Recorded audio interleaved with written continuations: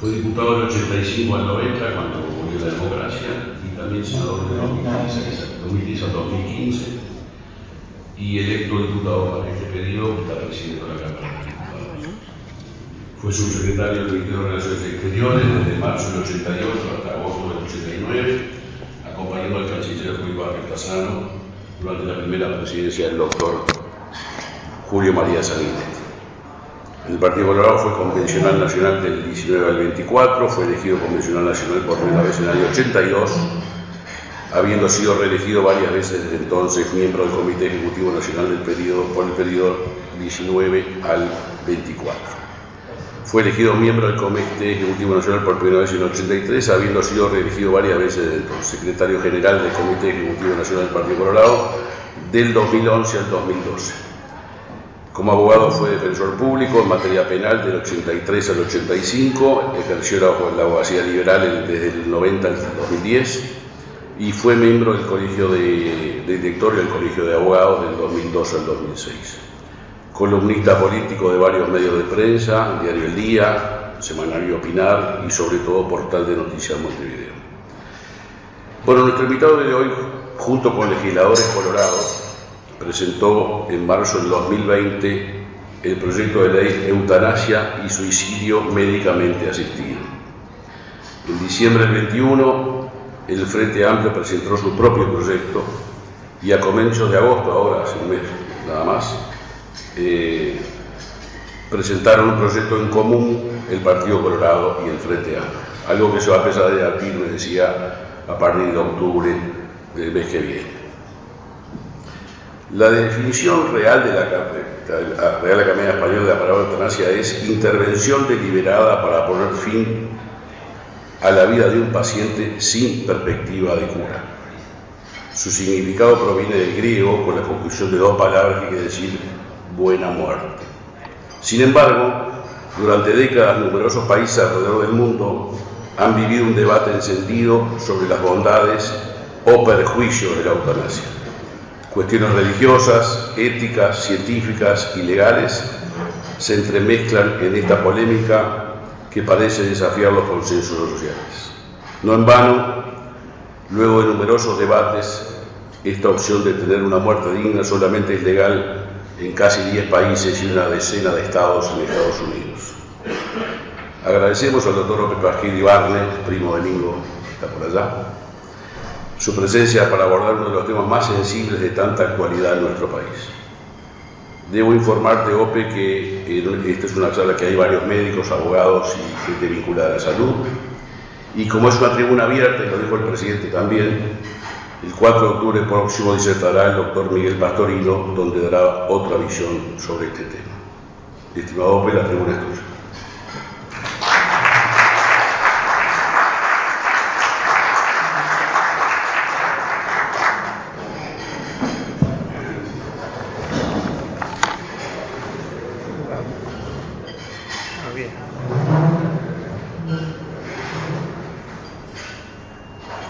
Bueno, buenas tardes a todos y muchas gracias al Rotary por esta invitación para estar hoy aquí presentando este tema que sí es un tema sensible, importante, polémico, que ha generado mucha controversia y eso está muy bien, es sano que así suceda en una sociedad democrática, los temas se discuten. Y bueno, yo agradezco esta oportunidad para traerles a ustedes las razones, los fundamentos por las cuales hemos planteado esta propuesta. Y quiero empezar por donde muchas veces se me ha pedido que empiece. Ha llamado la atención esto y me he preguntado muchas veces, bueno, pero ¿por qué se le ocurrió a usted tratar este tema de la eutanasia, presentar el proyecto? Y lo he contestado muchas veces. Allá por agosto o septiembre del 2019 yo recibí la llamada del señor, el contador Fernando Sureda, que fue, quizás lo recuerden, contador de la Asociación Uruguaya de Fútbol. Yo lo conocía porque teníamos amigos comunes, nos veíamos cada tanto en la casa de esos amigos comunes, Y bueno, me llamó un día y me dijo, mira Ope, tengo ELA, sé lo que significa, sé que esto es incurable, sé que me voy a morir y que además la muerte por ELA es muy dura, es muy cruel. Y yo no quiero llegar hasta ahí. Estuve averiguando, hablando con gente amiga, en fin, asesorándome para ver si puedo de alguna manera anticipar mi muerte y me han dicho que eso no es posible porque toda forma de ayuda a eso que yo quiero hacer es delito. Entonces te pido a vos, que sos diputado, que estás ahí, a ver si se puede hacer algo para corregir esta situación y ver si hay alguna perspectiva de cambiar esto que yo sé que me espera. Y le dije que no, que en ese momento no había ninguna chance de hacer nada porque el receso parlamentario había empezado ya o estaba por empezar, pero en todo caso había empezado la campaña electoral, no era momento para plantear un tema así. Y le dije, bueno, mira, ahora imposible, Fernando, pero si a mí me toca estar en el Parlamento de nuevo, me voy a ocupar del tema. Bueno, y eso fue lo que hice. El 11 de marzo del 2020, conjuntamente con otros legisladores colorados, presentamos un proyecto de ley de eutanasia y suicidio médicamente asistido. Dije que lo presenté conjuntamente con otros legisladores colorados porque fue efectivamente lo que sucedió. Pero acá no es cuestión, y esto lo digo y lo reitero siempre, de color partidario. Este no es un tema ni de sector político, ni de partido, ni mucho menos de coalición. Es un tema de que algunos legisladores hemos tenido la convicción de que esto debiera plantearse y lo hemos hecho, pero yo entiendo que es un tema transversal a los partidos. Prácticamente en todos lados, no digo en todos, pero casi en todos los partidos hay gente que está a favor y gente que está en contra. Me parece muy natural que sea así y dejo expresa constancia que cuando yo digo que lo presentamos con legisladores colorados, no estoy diciendo que el Partido Colorado esté embanderado con esto porque hay compañeros que van a votar en contra, e insisto, no es un tema de partido ni de sector y mucho menos de coalición. Pero le decía, la llamada esta de Fernando Sureda a mí me puso frente a la realidad de gente que sufre una enfermedad incurable, una enfermedad irreversible, que sabe que no tiene ninguna esperanza, que no hay luz al final del túnel, que está sufriendo mucho y que sabe que cada día va a ser peor que el anterior. Y sufren ellos, a veces físicamente, a veces también moralmente. Imagínense la persona que se encuentra con que cada día es menos capaz de valerse por sí misma, que necesita ayuda de otros, hasta para las cuestiones más elementales de la vida, alimentarse, asearse, vestirse, se siente menoscabada, humillada por esa situación. Y además ve que alrededor de ella la familia sufre también. Y bueno, algunas de estas personas sobrellevan la situación hasta el final, pero otras quisieran poder anticipar ese final, anticipar su muerte. Algunas pueden hacerlo ellas mismas, seguramente todos conocemos algún caso así, algunos han sido notorios, gente que tiene una enfermedad incurable y se quita la vida de distintas maneras, pero otros o no pueden hacerlo, o no saben hacerlo, o no quieren hacerlo porque, bueno, puede ser que están muy enfermos y muy débiles y no pueden acceder a un arma de fuego o no quieren ejercer violencia contra ellos mismos. Tienen la duda de si lograrán consumar su propósito, fracasarán en el intento y quedarán peor que antes y sufriendo más todavía, o no quieren dejarle a la familia la imagen espantosa de encontrarse con una persona que se pegó un balazo, por ejemplo. En fin, y por todas esas razones quieren recibir la ayuda de un tercero para anticipar esa muerte, que es la única salida a ese estado en el cual se encuentran, y un estado en el cual sufren tanto que prefieren dejar de vivir para dejar de sufrir de esa manera. Y hay otros casos que son también de sufrimiento, aunque no haya una muerte inminente. Y a veces el hecho de que la muerte no sea inminente aumenta el sufrimiento. Estoy pensando en el cuadripléjico, la persona que no puede mover ninguno de sus miembros. Y bueno, es así que necesita ayuda absolutamente para todo. Y puede pasar así mucho tiempo. Estoy pensando en el caso de ese famoso del marinero español Ramón Sampedro, que a los 25 años tuvo un accidente, quedó cuadripléjico y pasó en ese estado 30 años. intentó que las autoridades de su país, de España, habilitaran la eutanasia en su caso, no lo logró porque la eutanasia estaba prohibida en España en aquel momento, y finalmente al cabo de esos 30 años le pidió a sus amigos que le facilitaran la ingestión de una sustancia que le produjera la muerte y lo logró. Actuó la justicia, buscaron al responsable, no lo encontraron, recién, muchos años después, cuando se había operado la prescripción del delito, bueno, los amigos de San Pedro dijeron cómo había sido, quién había sido, tenían grabada la cinta en la cual San Pedro pedía formalmente que lo ayudaran a morir, etc. Y con todo eso se hizo una película que quizás algunos recuerden, Mar Adentro, que en los primeros años de este siglo fue premiada, no sé si con un Oscar a la mejor película extranjera o alguna distinción de ese tipo. Pero eso ilustra bien la situación. Entonces, frente a este tipo de situaciones, fue que nosotros presentamos ese proyecto de ley que lo que procuraba, este proyecto de marzo del 2020, es la despenalización de la conducta del médico que, a pedido de una persona, a pedido reiterado, realizado de manera fehaciente por una persona que se encuentra afectada por una enfermedad incurable e irreversible, le da muerte o le ayuda a darse muerte. Esas son las dos variantes, la eutanasia o la asistencia al suicidio. La finalidad del proyecto es claramente una finalidad humanitaria. Se trata de ofrecerle una salida a quien la busca y no la tiene de otra manera. Y el fundamento filosófico de esto es la idea de que una persona adulta y en su sano juicio, el proyecto se refiere exclusivamente a personas adultas en su sano juicio, una persona adulta en su sano juicio puede disponer de su propia vida.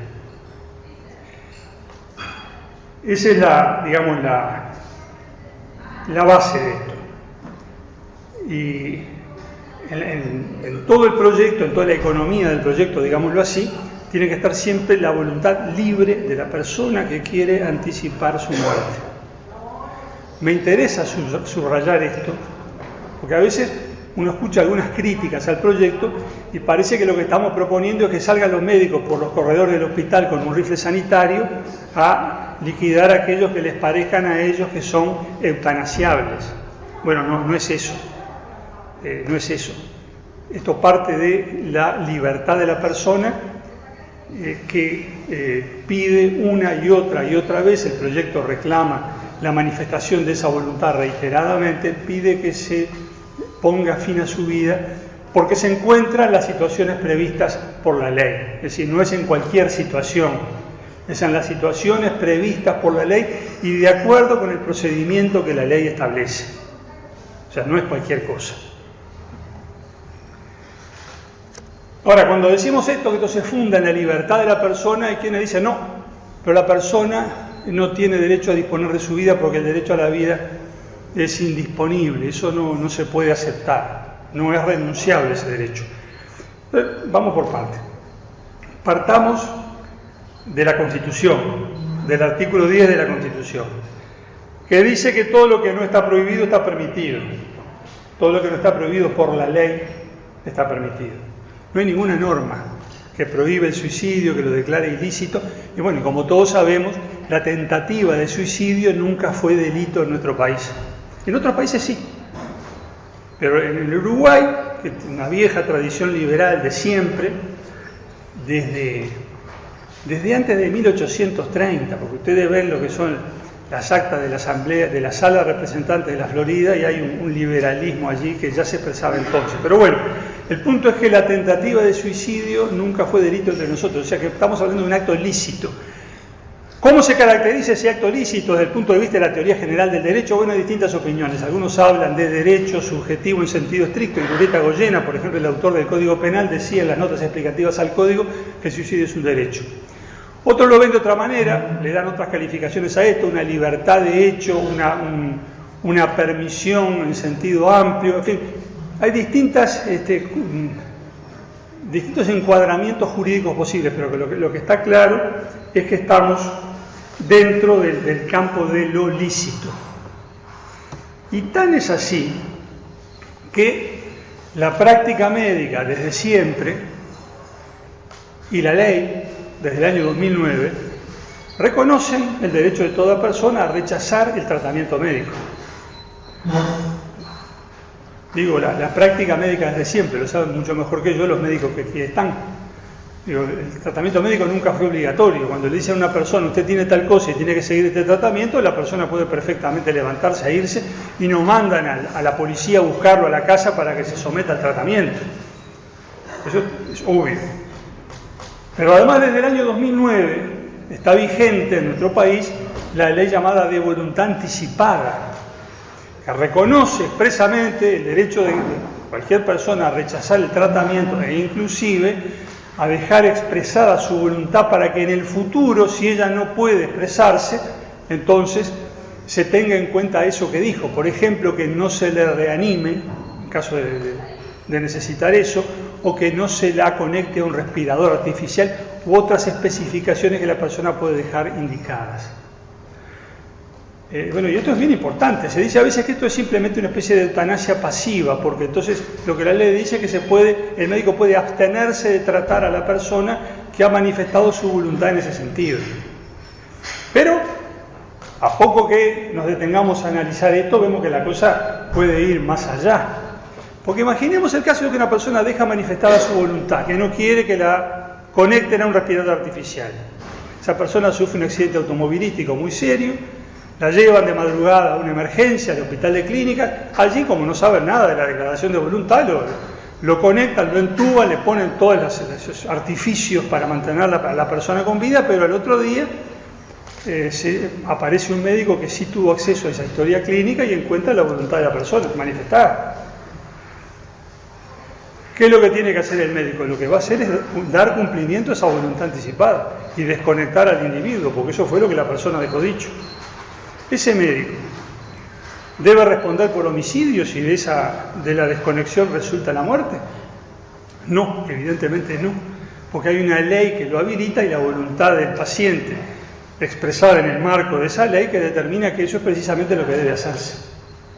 Entonces, acá hay un ejemplo bien claro, actualmente existente, una ley vigente que muestra cómo la voluntad de la persona puede ser relevante, debe ser considerada y atendida a efectos de que el médico tome una acción que resulta en la muerte de la persona. Entonces no estamos innovando cuando estamos haciendo esta propuesta, porque ¿por qué razón se considera justificada la conducta del médico que desconecta al paciente en cumplimiento de esa voluntad que el paciente expresó, y en cambio se considera que comete delito cuando en cumplimiento de una misma voluntad, por ejemplo, administra una sustancia letal? ¿Cuál es la diferencia esencial entre un caso y el otro? No hay ninguna en nuestro juicio. Entonces, nuestro derecho ya reconoce esta posibilidad y no estamos entonces planteando en ese sentido una innovación radical. Ahora, si estamos en este punto, entonces habría que derogar las normas del Código Penal que establecen la figura del homicidio piadoso o de la ayuda al suicidio. ¿Estas conductas tendrían que dejar de ser delito? No, no estamos proponiendo eso. Queremos que esas figuras mantengan su vigencia, porque el principio general es que no se puede cooperar con la producción de la muerte de otra persona, por varias razones. La sociedad tiene un interés legítimo en que sus miembros se mantengan con vida, y además, en principio, hay un instinto de conservación que hace que tengamos que dudar cuando alguien dice que quiere quitarse la vida. En principio, no se puede aceptar esa cooperación a la muerte de un tercero, y por eso estas figuras penales deben mantenerse. Pero estimamos nosotros que en ciertos casos excepcionales, los casos a los que esta ley se refiere, la enfermedad incurable e irreversible, el sufrimiento insoportable, ahí cabe la excepción, y es lo que estamos planteando. La excepción no es la negación de la regla, es su confirmación. La regla general queda en pie, lo que hay son excepciones establecidas por la ley y en el marco de un procedimiento que también establece la ley.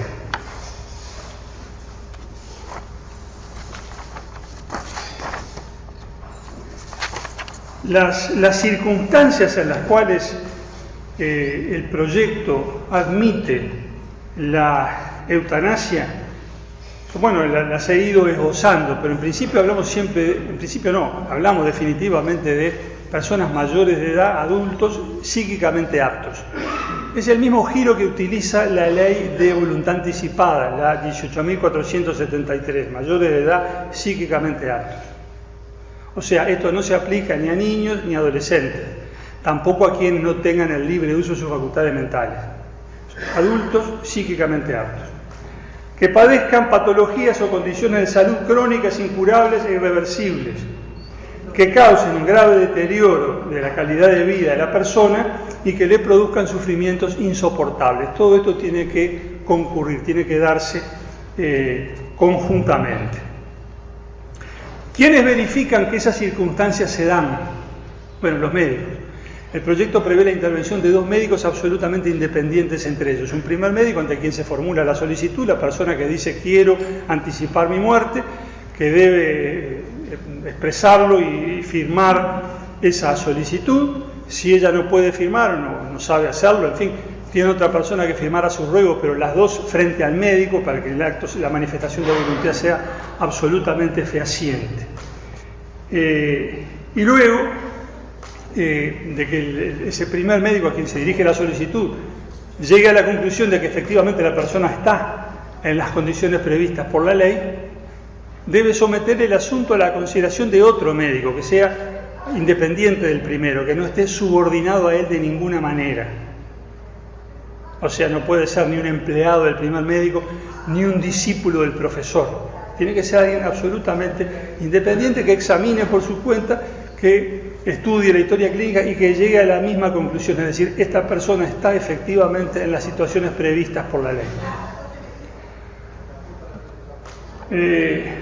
Se dice aquí, bueno, pero no es obligatorio que participe un psiquiatra, y debiera participar porque así se tiene la certeza de que la persona está realmente psíquicamente apta. Bueno, nosotros estimamos que esto no debe ser obligatorio. Primero porque los médicos se supone que están en condiciones de apreciar si la persona que se dirige a ellos está en sus cabales o no.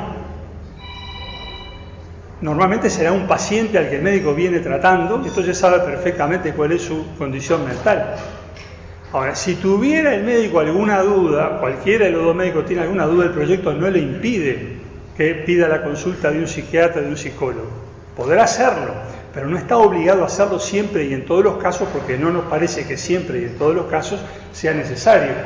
Es el mismo criterio con el cual se maneja la ley uruguaya frente a otras situaciones en las que expresa su voluntad una persona que está muy cerca de la muerte. Por ejemplo, cuando se celebra el llamado matrimonio in extremis, que existe en nuestro código desde siempre. Bueno, el oficial de Estado Civil no pide que venga un psiquiatra cada vez que habilite un matrimonio in extremis. Si tiene dudas podrá hacerlo, pero no necesariamente debe hacerlo. Lo mismo cuando una persona que está muy enferma, quizás a punto de morir, otorga un testamento. El escribano, para autorizar el testamento, no pide que previamente se expida un psiquiatra diciendo que la persona está en su sano juicio. Si tiene alguna duda, requerirá la opinión del experto, pero no necesariamente debe hacerlo. Acá seguimos el mismo criterio. Los que actúan son dos médicos. Si tienen alguna duda, consultarán. Si no la tienen, seguirán adelante. Y tampoco nos parece que sea de recibo requerir que todo esto pase por el dictamen de una comisión integrada por expertos en distintas disciplinas, como se ha propuesto, y que solo cuando esa comisión da el visto bueno se pueda proceder. ¿Por qué no nos parece de recibo? Y bueno, porque acá no olvidemos que partimos de la base de que hay una persona que está sufriendo tanto que quiere morir antes que seguir sufriendo. Y nosotros tememos que lo que puede ser la demora burocrática de la comisión. Imaginemos las comisiones acá en Uruguay, ¿no? Que van a ver a uno, está de licencia, el otro vuelve la semana que viene, y mientras tanto el individuo está ahí. Y esto no es pura teoría, porque yo vengo leyendo con cierta frecuencia El País de Madrid, donde ustedes saben que en España hay una ley de eutanasia del año pasado, y a menudo aparecen las crónicas sobre las dificultades que se producen en algunos lugares de España, no en todos, porque las comisiones estas no solo que demoran en expedirse, demoran en constituirse. Y a veces quien pidió la eutanasia termina quitándose la vida él mismo, porque demora en producirse el dictamen de la comisión que tendría que habilitar. Entonces, no queremos ir por ese camino.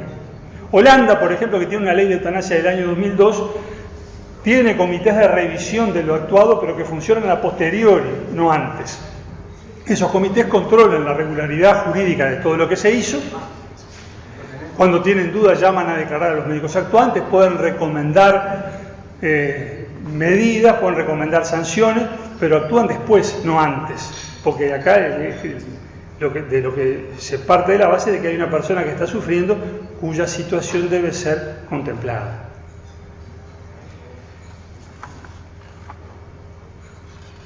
El proyecto prevé naturalmente que si en cualquier etapa del procedimiento la persona se retracta y dice no quiero seguir adelante, cesa inmediatamente, automáticamente todo lo que se está haciendo y queda cancelado el procedimiento. Es bien claro el fundamento de esto, ¿no? Partimos de la base de la libertad es tanto para quedar la eutanasia como para desistir de ella, eso está expresamente previsto. El proyecto establece que todas las instituciones de asistencia médica que forman parte del Sistema Nacional Integrado de Salud deben prestar el servicio a sus afiliados, a las personas que se atienden allí.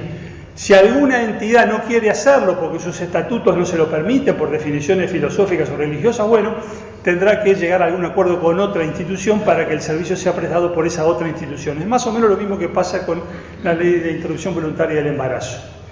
La ley también prevé que los médicos opongan la objeción de conciencia, es decir, que digan, no, mire, yo no quiero participar de esto, por mis convicciones, mis creencias, lo que fuere, me lo impiden. Eso está contemplado y naturalmente habilitado, legitimado, tanto para el médico como para los demás integrantes del equipo asistencial, es decir, los enfermeros. Pueden oponer la objeción de conciencia y allí termina su participación. La institución deberá proveer lo necesario, exactamente igual que como pasa también con la interrupción voluntaria del embarazo.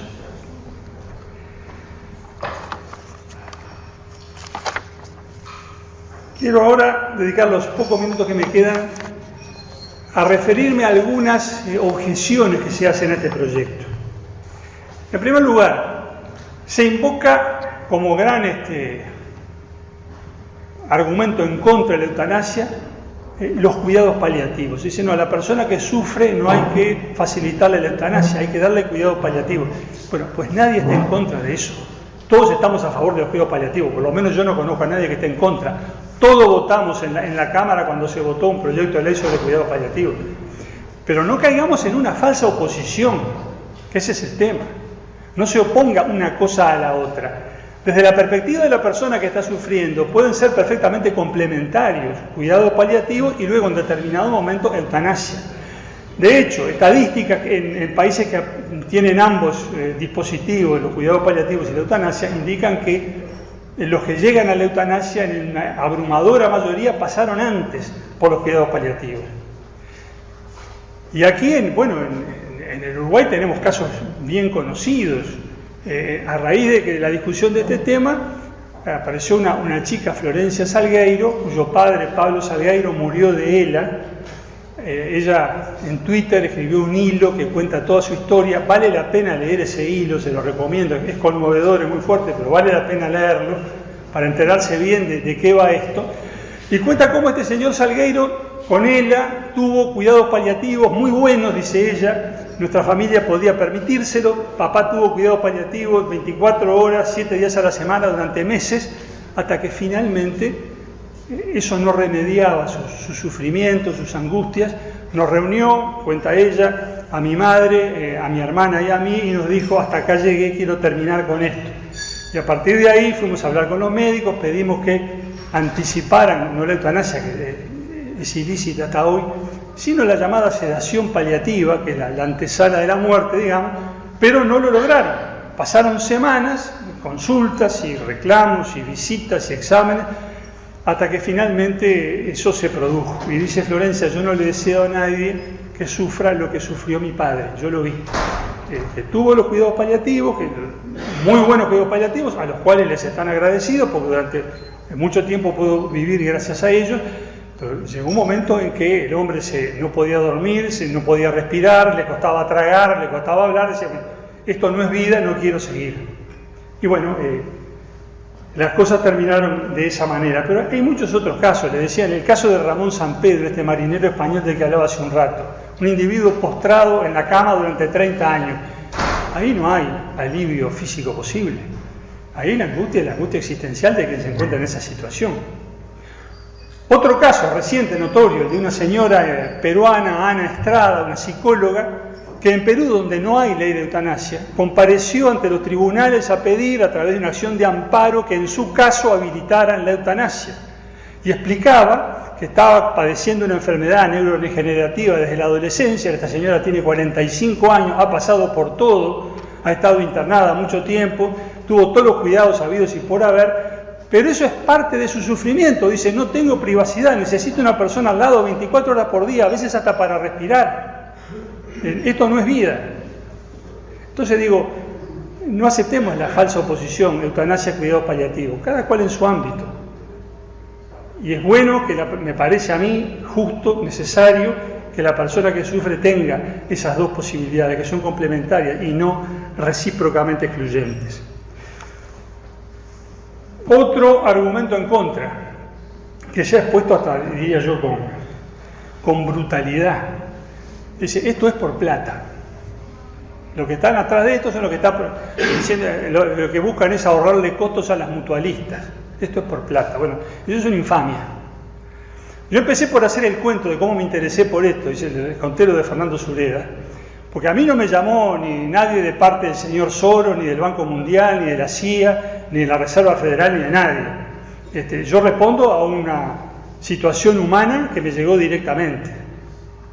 Entonces, todas esas versiones conspiranoicas que circulan, que esto es una gran conspiración mundial de los que están atrás de la globalización para tal o cual cosa, o para reducir costos, es un disparate, tiene nada que ver con la realidad. Podemos dudar siempre de las intenciones de cualquiera para hacer cualquier cosa, ¿no? El que propone algo, bueno, pero algún interés oculto habrá. Bueno, quien diga algo así que lo demuestre. Pero rechazo enfáticamente esas imputaciones. Y digo más, si vamos a pensar que las instituciones de asistencia médica son asociaciones para delinquir, que están pensando en de qué manera se libran de sus pacientes y los mandan a la tumba para no gastar, si vamos a pensar que los médicos están dispuestos a secundar esos propósitos criminales, bueno, no hay por qué esperar a la ley de eutanasia, ya lo pueden hacer ahora, no necesita ninguna nueva ley. Actualmente hay lo que llamamos esa sedación paliativa o sedación terminal, que se le administra a un sujeto que está ya en las últimas, se lo sacan de ambiente, lo dejan inconsciente y viene la muerte. O sea, el que ingresa a ese corredor no sale vivo de allí. Bueno, ¿cuáles son las garantías que regulan la administración de esa sedación paliativa? ¿Dónde está la ley que regula eso? No la hay. ¿Dónde está el reglamento administrativo que regula eso? No lo hay. ¿Cuáles son los controles que debe superar el médico que antes de administrar esa sedación paliativa? Tampoco está establecido. Lo hace discrecionalmente el médico actuante. Consultará al paciente si está en condiciones de ser consultado y si el médico quiere hacerlo, hablará con la familia, si hay familia, si el médico quiere hacerlo, pero en definitiva esto queda librado a la discrecionalidad del médico. Yo no tengo ninguna observación que hacer a esto. Así funciona y está bien. Pero digo, si vamos a imaginarnos que todas las cosas se hacen con propósitos criminales y mezquinos por plata, entonces cuidado, porque esto ya está vigente, ya existe hoy. Otro argumento en contra que se usa es el de la llamada pendiente resbaladiza. Se dice, cuidado, porque empiezan por acá, quién sabe dónde terminan. Yo estoy, controversias y polémicas acerca de esto, y algunos de los contradictores dicen, de acuerdo con la definición de la ley acerca de los casos en que podría aplicarse esto, bueno, hay en el Uruguay entre 100.000 y 300.000 eutanasiables. Y con esas cosas algunos se espantará. Son argumentos para asustar. Cuidado con el cuco. Pero esto es un disparate. En el Uruguay mueren aproximadamente 30.000 personas por año. Más o menos es eso, poco más, poco menos. ¿Qué porcentaje del total de muertes hay en Holanda, por ejemplo, por personas que apelan a la eutanasia? En Holanda es más o menos 4%. Un poco más, un poco menos, pero se ha estabilizado en torno al 4%. En Bélgica es menos, el 2%. En Suiza, a través del suicidio asistido, 1,5%. Si en Uruguay aplicamos esas cifras en un total de 30.000 muertos por año, si llegáramos a tener las cifras holandesas, lo dudo, pero supongamos que el 4% nos da 1.200 personas por año. No tiene sentido hablar de 100.000 o 300.000, es absurdo. Es decir, que hacer caudal de que hay tantos eutanasiables es como decir, bueno, en el Uruguay hay 3.500.000 potenciales suicidas, porque todos los que estamos vivos podríamos matarnos. O contamos la población masculina y decimos, bueno, todos estos son los posibles violadores. No tiene sentido. Entonces, este tipo de argumento de cuidado con el cuco, digo, no merece recibo. La cuestión no es cuántos piden eutanasia o llegarán a pedirla eventualmente si la ley se sanciona, sino si se cumple con la ley o no. Si se dan los requisitos que la ley establece, la enfermedad incurable, irremediable, el sufrimiento insoportable, el deterioro grave de la calidad de vida, entonces procederá la aplicación de la eutanasia. Y no importa si el número de personas que apelan a ella es de 934 u 805. No hay un número mágico ni para decir no se puede pasar de esto, ni para decir, mucho menos, hay que llegar a esta cifra de cualquier manera. Por supuesto, eso no es así. Entonces digo, este tipo de argumento me parece francamente inconsistente. Y finalmente se dice, la persona que está enferma, que está sufriendo, que está débil, no está en condiciones de tomar esa decisión. Precisamente porque está enferma, débil, es vulnerable, no puede decidir eso.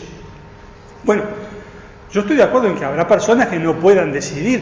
Eso lo evaluarán los médicos que tienen que actuar en el proceso. Podrán llegar a la conclusión de que un determinado paciente no está en situación de pedir la eutanasia porque, bueno, por ejemplo, ayer estaba delirando, no puede decir hoy que quiere quitarse la vida. Pero habrá otras personas que sí puedan hacerlo. Creo que todos nosotros, ya que me parece que todos tenemos una cierta edad los que estamos acá, hemos conocido casos donde una persona perfectamente lúcida en sus cabales deseaba anticipar su muerte.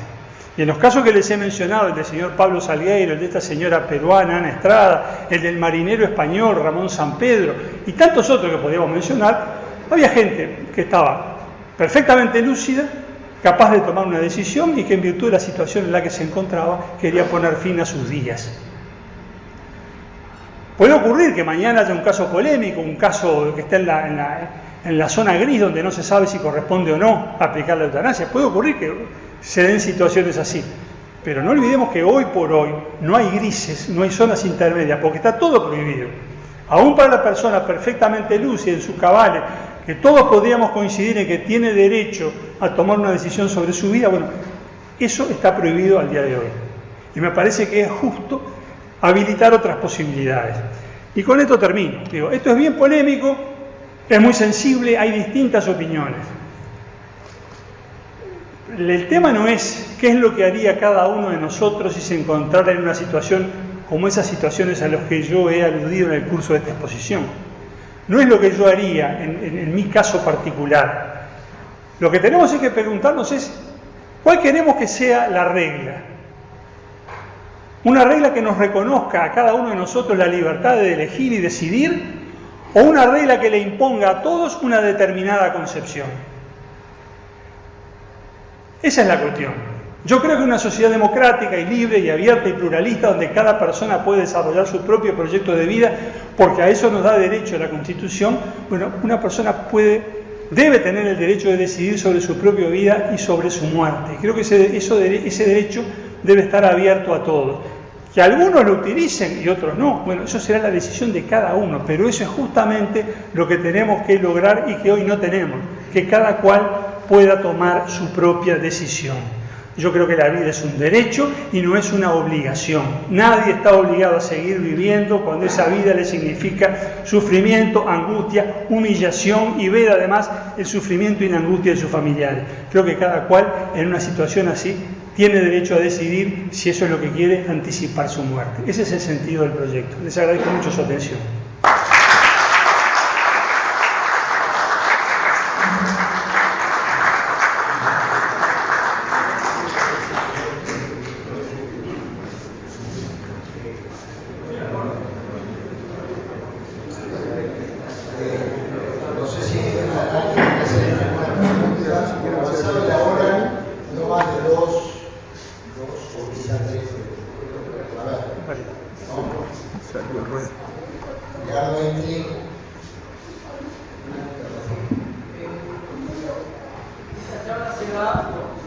Recordando ahora a Bodato, que acaba de morir por suicidio asistido, pero La pregunta que yo tengo para ser concreta es, bien fijo, no me siento enfermo, me siento agotado.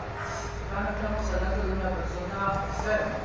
Quería saber dos cosas. Una es el proyecto ampara la eutanasia para las personas que ya deciden no vivir por cuestiones de enfermedad. Y la segunda, ¿cómo manifiesta la voluntad de esa persona de forma que, llegado el momento, pueda saberse que efectivamente es su voluntad? O sea, tiene que manifestarlo por escrito, tiene que ser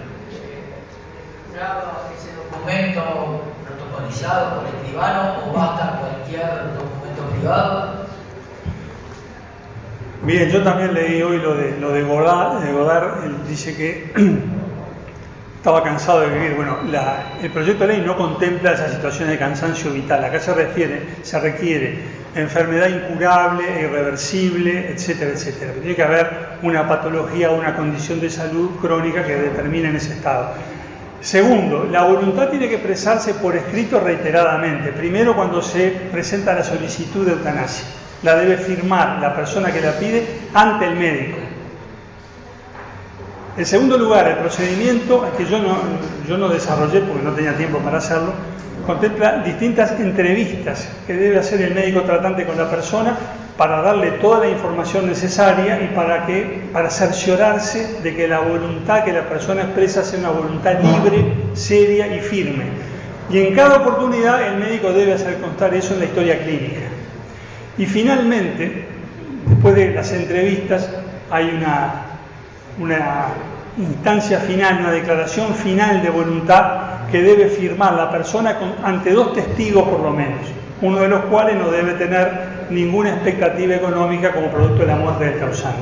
O sea que esa voluntad se habrá expresado por escrito 2 veces y además en otras 2 oportunidades, por lo menos, el médico habrá dejado constancia de que esa voluntad se mantiene en la historia clínica del paciente.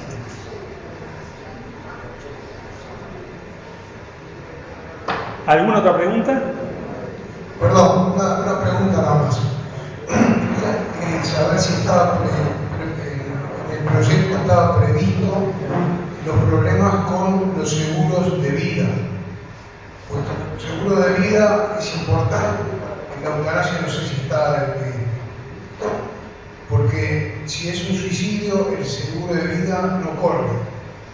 Y si a su vez la eutanasia es pedida por una tercera persona o familiares, no creo que corra tampoco. Era la pregunta. Bien, sí, hemos procurado contemplar eso porque el artículo final, el penúltimo artículo del proyecto dice que en el certificado de defunción constará la causa básica de la muerte y la causa final, que es la eutanasia, y se dice que se dará a la muerte por eutanasia el mismo trato que a la muerte natural. No es que digamos que sea la misma cosa.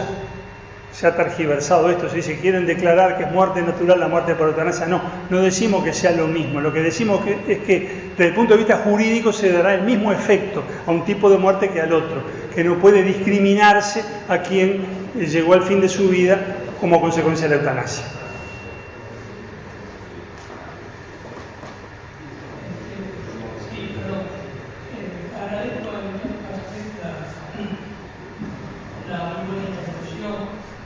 Sobre todo en relación a los fundamentos jurídicos de la eutanasia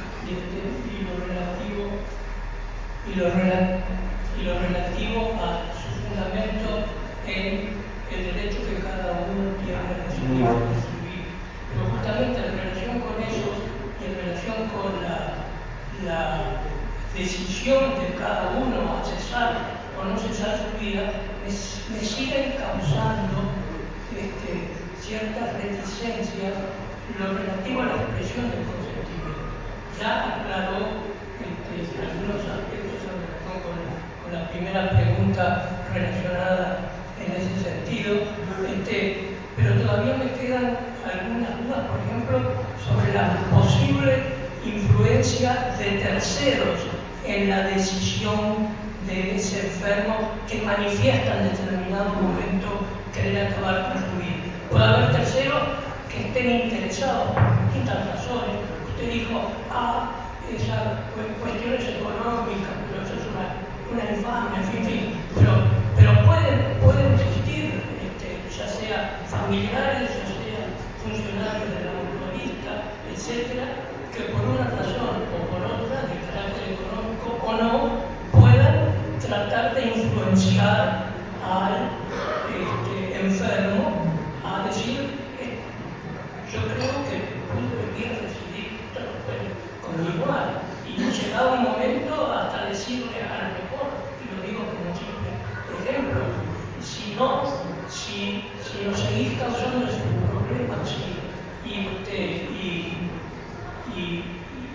y no haces un pedido de eutanasia, no te enterramos en el panteón familiar. Puede sonar ridículo, absurdo, pero puede suceder. Pueden suceder cosas peores. En relación con esos aspectos, otro aspecto relacionado con el consentimiento.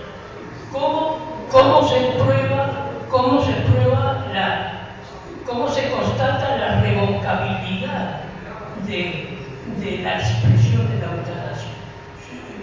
Me pareció sentir que usted expresó rápidamente algo relativo a la revocabilidad, pero ¿hay algún modo de asegurar que esa revocabilidad por parte del enfermo, y sobre todo en casos en que haya podido ser influenciado por terceros, que esa revocabilidad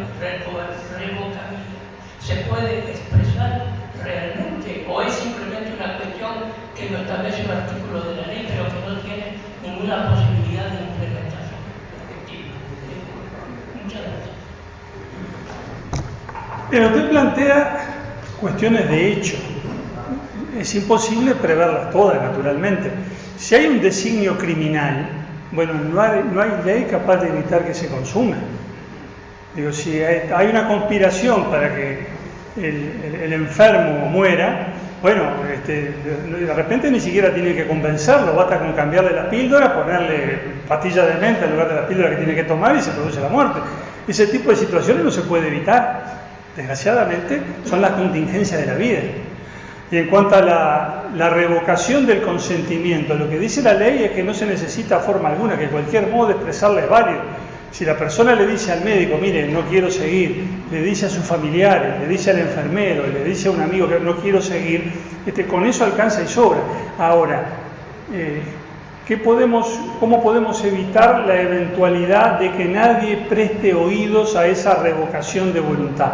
Bueno, no hay manera de evitarlo, porque supongamos que le dice al médico, al amigo, al familiar, al enfermero, y que todos ellos están concertados para que muera la persona porque van a repartirse un botín cuantioso. No hay manera de evitar eso. Después la policía investigará, pero digo, la ley no puede evitarlo. No nos planteamos evitar contingencias de la vida que le pueden ocurrir a cualquiera en cualquier circunstancia, con eutanasia o sin eutanasia, cuando va al hospital o padece apendicitis, le puede pasar a cualquiera.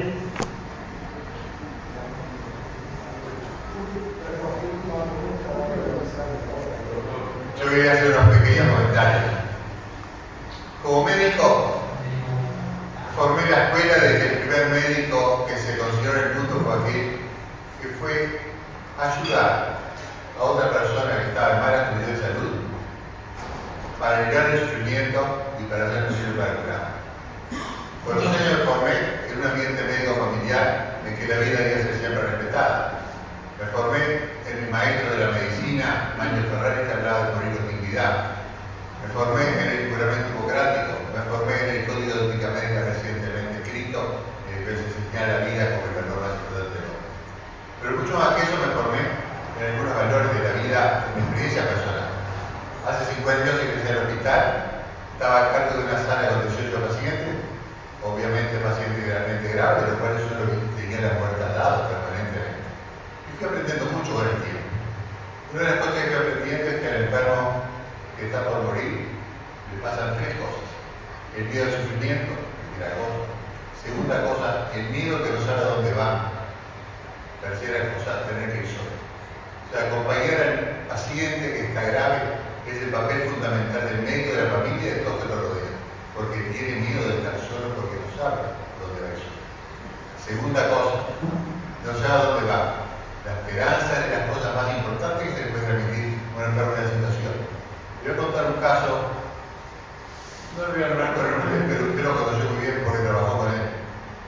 cáncer y me dijo, doctor, yo esto no puedo traer solo, venga todos los días a visitarme porque yo preciso de la compañía de años. Pero era agnóstico. Yo iba todos los días a visitarlo. Un día cuando yo iba, ya entraba a la casa, por mi casa. Estaba la profesora y me dijo, está con un sacerdote, y espero que lo respete su institución. ¿Cómo no? El sacerdote del padre del Castillo, que también fue compañero contrario. Bueno, ese día no le esperé un rato, al final como no salía, me fui para casa, y al tiempo, que era difícil hablar con él todos los días, tenía que sacar temas todos los días para charlar, que no era fácil. Yo le digo, ¿y cómo le tocó el cura? Y doctor, me dio una esperanza. A partir de ese día, nunca más me habló de que quería morirse. Durante cada vez que me iba a visitar me decía, doctor, cuando yo no puedo valer por mí mismo, cuando yo no puedo valer, acuerdo que yo no quiero hacer. Doctor, cuando yo no puedo valer por mí mismo, cuando yo soy insoportable, acuérdese que yo no quiero. A partir de ese día, me obedecí al doctor, ahora tengo una esperanza. Por eso, me hizo pensar mucho en anticipar a la muerte. Por eso no estoy de acuerdo con la eutanasia, con la defensa de la eutanasia, que precede al momento del partido de los contenidos voluntario y de la muerte próxima. Eso es lo que uno le cuesta mucho. Cuando el paciente tiene un sufrimiento insoportable, no es más terminar en la muerte próxima. Todos nosotros llevamos al enfermo, le provocamos una sedación paliativa y por supuesto le da una muerte. Y nunca tuvimos miedo a ninguna equitación, que sugiera un médico que hubiese sido condenado por esta limitación. Y era práctica diaria en los hospitales, con la enfermería, con la compañía, con todo el mundo. O sea, que me parece que lo que es mucho más difícil de verdad es si no estoy capaz de actuar, porque no es que tenga una enfermedad con inminencia de muerte, como es un caso terminal, es que tenga una enfermedad como la ELA o como una paralítica, pero generalmente es muy raro que los enfermos han hecho de la muerte. Generalmente lo de la muerte es la familia. Ahí no lo puedo decir así, hay doctor, más bien presiona la familia para que lo termine, pero además que preocupar. Pero no tienen un instinto de sobrevivir a cualquier cosa, no quieren morir los enfermos. Bueno, disculpe que hable de las gracias.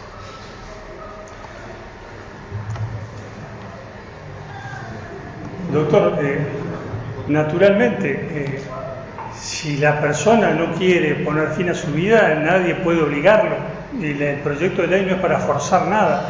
Es para que en esos casos, que seguramente serán pocos en el conjunto, que estadísticamente pueden ser casos raros, bueno, la persona tenga esa posibilidad.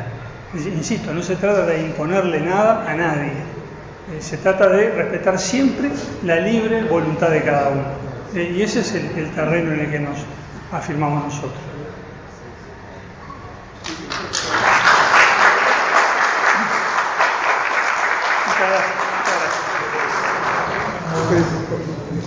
Bueno, excelente el orador, el doctor Paquet, diputado de la Cámara de Representantes, o sea, le agradecemos mucho su presencia y tenemos un pequeño recuerdo de su oratoria acá, que ha sido excelente desde todo punto de vista como corresponde. Muchas gracias a usted, por favor.